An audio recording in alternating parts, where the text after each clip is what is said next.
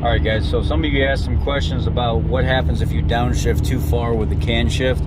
What ends up happening? Will you ruin the transmission? So I am at 60, 68, 66 mile an hour right now, cruising, right?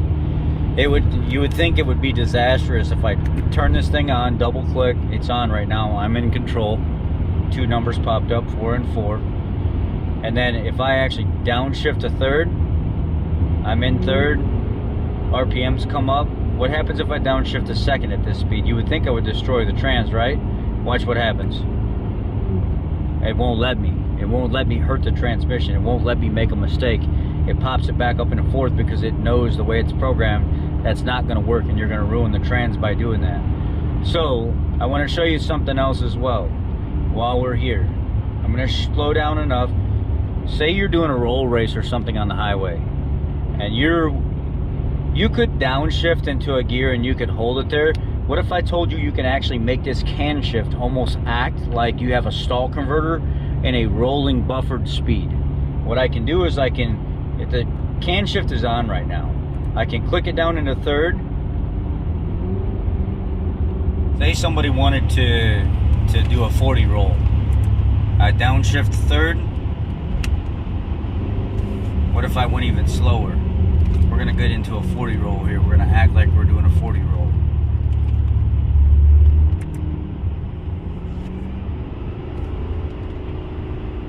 So here I'm at 40.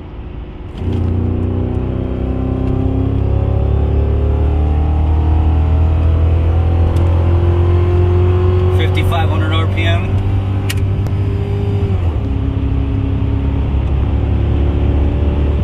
In third gear, I just crested 84 mile an hour. So it's almost like you have a stall converter. If you learn the system properly at 40, you can actually set it up right. If you play around with your CanShift enough, you can actually set up that buffer zone there. So when you're ready to roll, if you're anticipating the honk 1, 2, 3, you can purposely set it up to where it's just below where you know that gear is going to pick up and kick in.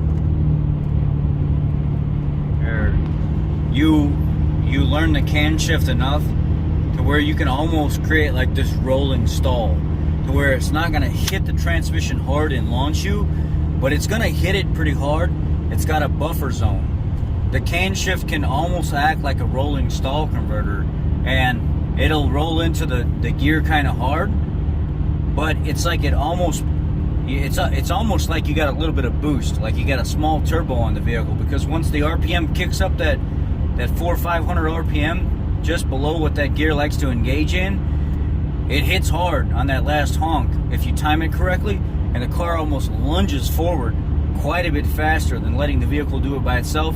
Or even if you had a manual transmission, you can manipulate the CanShift enough to make it to where you create a rolling stall for the car that doesn't just slam it in, but it rolls it in really hard, and then you're gone. As you've seen there, in third gear, when I first went into third gear, it was kind of crazy because I was almost right at 80 mile an hour before I initiated third gear, and I was all the way at 6,000 RPM almost, which is unheard of for one of these cars because you'd never be able to do that. Third gear, 80 mile an hour, I could have rode third gear all the way out to about 110, and then I could have shifted fourth gear if I had a speed limiter turned off, and I could have really made this thing roll. That's just one of the ways, or a couple ways, that you can manipulate this CanShift.